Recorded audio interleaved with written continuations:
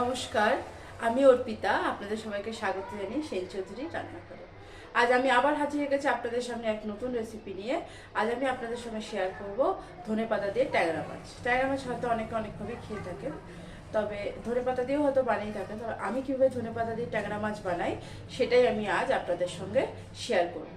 চলুন দেখে নেওয়া যাক ধনেপাতা দিয়ে ট্যাংরা মাছ বানাতে আমার কি কি উপকরণ লাগছে।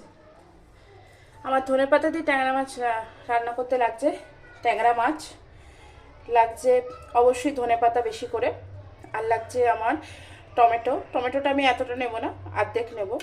লাগছে পেঁয়াজ, কাঁচা লঙ্কা, কালো জিরে ফোড়নের জন্য, আর লাগছে আমার হলুদ, নুন, কাশ্মীরি রেড চিলি পাউডার, আর লাগছে রসুন, আদা।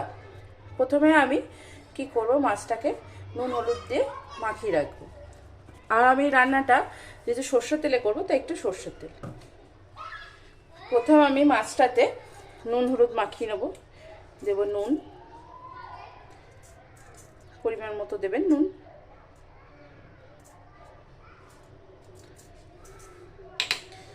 আর দেব হলুদ।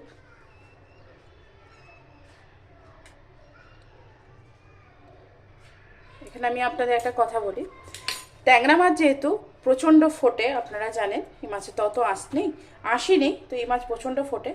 তো এই মাছটার মধ্যে যদি কাঁচা সর্ষের তেল দেওয়া হয়, কাঁচা তেল দেওয়া হয়, তাহলে কিন্তু মাছটা ভাজার সময় একদমই ফুটবে না। এবার মাছটাকে ভালো করে আমরা হাত দিয়ে মাখিয়ে নেব।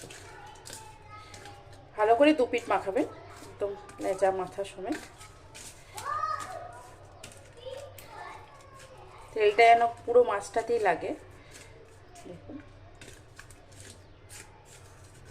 এটা এইভাবে তুলে নিয়ে আবার দিয়েও দেবে, তাহলে মাছ কিন্তু কখনো ফাটবে না ভাজার সময়। মাছটা আমাদের মাখানো হয়ে গেছে, এটা আমরা সরিয়ে রাখবো। এবার আমরা একটা মিক্সিং জারের মধ্যে প্রথমে পেঁয়াজ, আদা রসুন আর অর্ধেক টমেটো দিয়ে আমরা পেস্ট করে নেব। দেখুন, আমি অর্ধেক টমেটো দিচ্ছি, পুরোটা দেব না, অর্ধেকেরও কম। আর একটুখানি দিই, কম হবে, বাস, আর দেবো না। এবার আমি এটা পেস্ট করে নেব। দেখুন, এটা আমার পেস্ট হয়ে গেছে, আদা রসুনটা।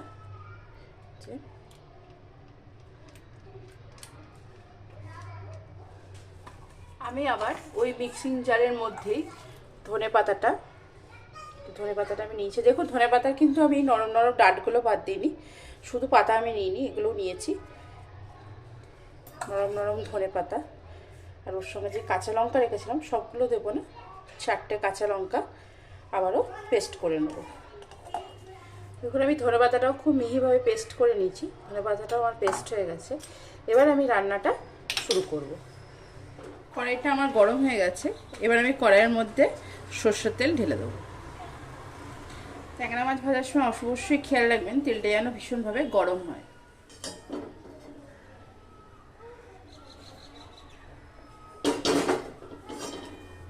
দেখুন, তেলটা পুরো আমার ধোঁয়া হচ্ছে। এবার আমি তেলটার মধ্যে কি করব, একটুখানি নুন দিয়ে দেবো। দিয়ে দেওয়ার পর মাছগুলো আস্তে আস্তে ছেড়ে দেবো।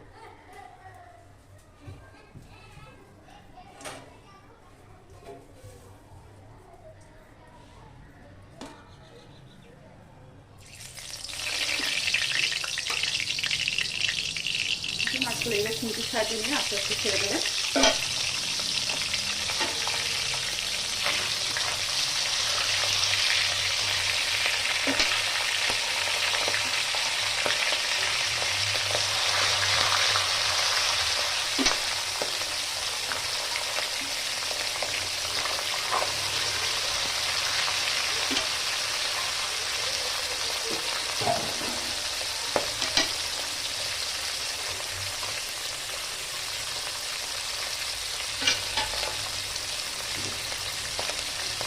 মাছটাকে এবার আমরা 1 পিঠ খুব ভালো করে হতে দেবো। এটা হয়ে যাওয়ার পর আমরা মাছটাকে উল্টাবো।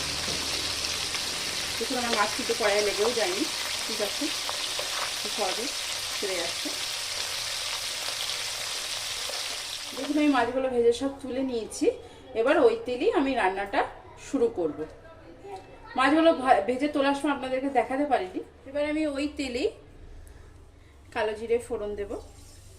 এই মাছটা রান্না করতে কিন্তু একটু তেল বেশি লাগে, দেখতে পাচ্ছেন আমি একটু তেলটা বেশি দিয়েছি। একটু বেশি করে কালো জিরে ফোড়ন দেবেন, তাহলে খেতে খুব ভালো লাগবে। কালো জিরে ফোড়ন দেওয়ার সাথে সাথে আমি যে আদা পেঁয়াজ রসুন টমেটো বেটে রেখেছিলাম মশলাটা দিয়ে দিলাম।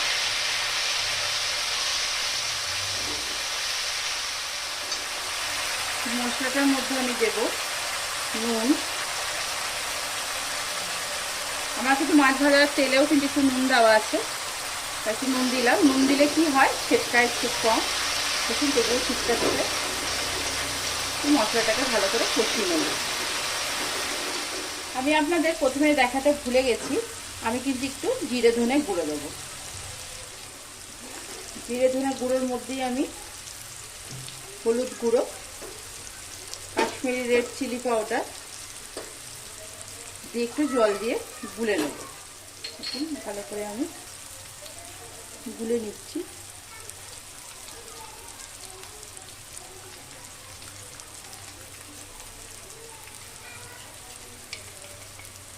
এই গোলা মশলাটা আমি এর মধ্যে দিয়ে দিই।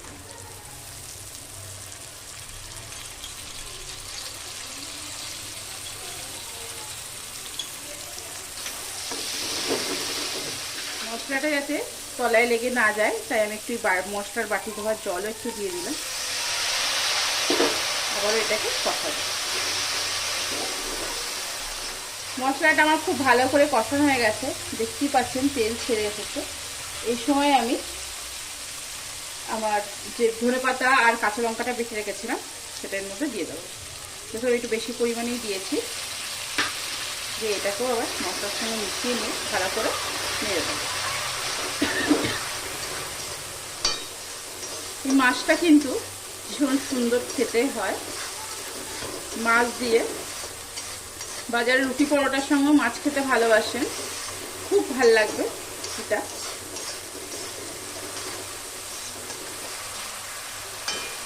মশলাটা হয়ে আসছে। এই সময় কি করব, এই ধনেপাতা বাটার বাটি ধোয়া জলও একটু দিয়ে দেবো এর মধ্যে।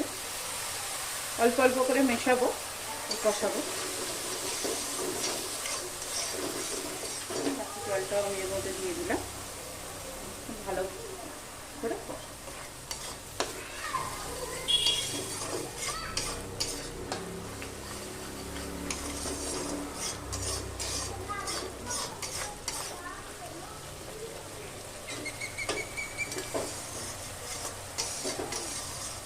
ধনেপাতা বাটা দেওয়ার পর মশলাটা কিছু মাঝে মাঝে নেড়ে দেবেন।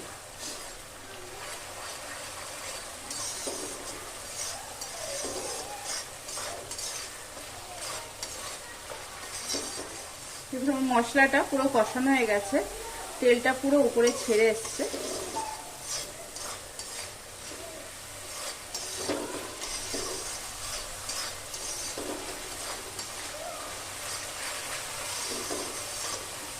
সময় আমি মশলাতে জল দিয়ে দেবো।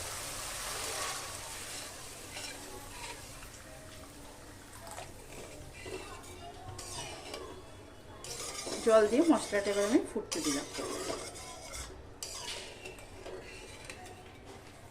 দেখুন মাছের গ্রেভিটা আমার ফুটতে শুরু করেছে, ফুটতে শুরু করে দিয়েছে। এবার আমি কি করব, একে একে মাছগুলো এর মধ্যে দিয়ে দেবো। মাছগুলো আমি ভেজেছি। মাছ কিন্তু ঝোলে ফুটলে ঝোলের খুব ভালো টেস্ট হয়, আর মাছের মতো সব কিছু ঢুকে যায়। দিয়ে দিলাম।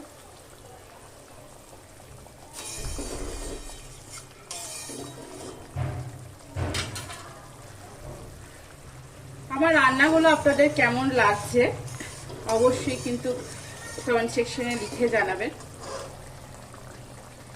আমার রান্নার মধ্যে আর কি কি প্রয়োজন, আপনারা কি কি দেখতে চাইছেন সেটাও কিন্তু লিখে জানাবেন।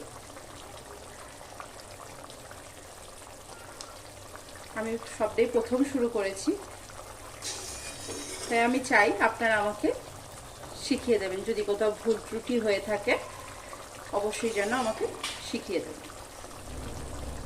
মাছটা খুব ভালো ফুটছে, এই সময় কটা গোটা কাঁচা লঙ্কা দিয়ে আমি একবার মাছটাকে ঢাকা দিয়ে দেবো নরম হওয়ার জন্য।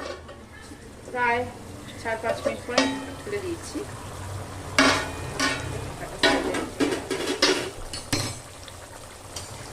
মাছগুলো খুব ভালো ফুটছে।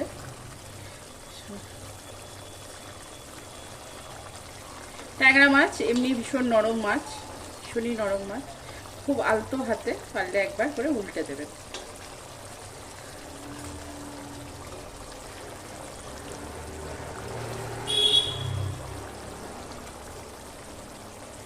আমি 2টো চামচের সাহায্যে আমাকে উল্টাতে হচ্ছে, খুন্তি দিয়ে পাচ্ছি না।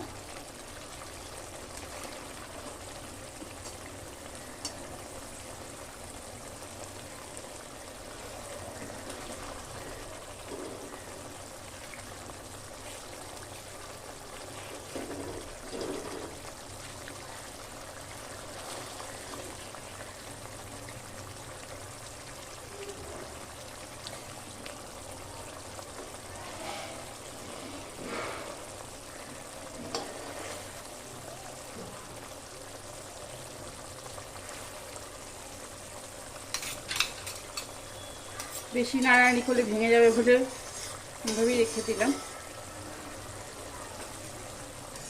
মাছটা আমার কিন্তু হয়ে গেছে, দেখুন পুরো তেল ছেড়ে গেছে, খুব সুন্দর হয়ে গেছে। এবার আমি গ্যাসটাকে অফ করে দেবো। দেখে নেবেন মাছটাকে। হ্যাঁ, গ্যাসটাকে এবার অফ করে দেবো। অফ করে দেওয়ার পরে দেখুন কড়াইয়ে কতক্ষণ ধরে ফুটছে। একদম এটা বসতে দেবেন কড়াইয়ে, ফোটাটা বন্ধ হয়ে যাওয়ার পর কোনো জায়গায় তুলে দেবেন। দেখুন মাছটা আমার এবার তুলে দেখাচ্ছি কেমন হয়েছে।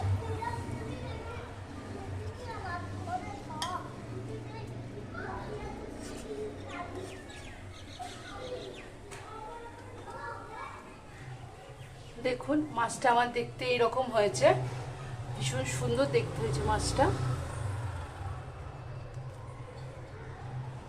ধনেপাতা দিয়ে ট্যাংরা মাছ আপনাদের কেমন লাগলো অবশ্যই জানাবেন। আর আমার রান্নাগুলো আশা করি আপনাদের ভালো লাগছে। আজকে আমি শেয়ার করলাম আপনাদের সঙ্গে ট্যাংরা মাছ ধনেপাতা দিয়ে। আপনারা যেন চ্যানেলটিকে সাবস্ক্রাইব করবেন। সাবস্ক্রাইব বাটন দাবানোর পর পাশে যে বেল আইকনটা আছে, বেল ঘন্টার মতো যে চিহ্নটা আছে, ঘন্টা চিহ্নটাকে ইয়ে করবেন, প্রেস করবেন, করার পর অল করে রাখবেন। তাহলে নোটিফিকেশন সবার আগে আপনার কাছে যাবে আমি যা যা রান্না ইউটিউবে আপলোড করব। আর একটা কথা, এই রান্নাগুলো আপনাদের যদি ভালো লেগে থাকে অবশ্যই লাইক করবেন আর শেয়ার করবেন, অনেক অনেক কমেন্টস করবেন আর সাবস্ক্রাইব অবশ্যই করবেন। আগামী দিনে আমাকে আরও নতুন নতুন রান্না নিয়ে আসার করার উৎসাহ দেবেন। আর অবশ্যই ভালো থাকবেন, সুস্থ থাকবেন, অনেক অনেক আনন্দে থাকবেন, সুখে থাকবেন। আজ এখানে আবার একটা নতুন রেসিপি নিয়ে খুব শিগগিরই আপনাদের সঙ্গে আবার আমি হাজির হব।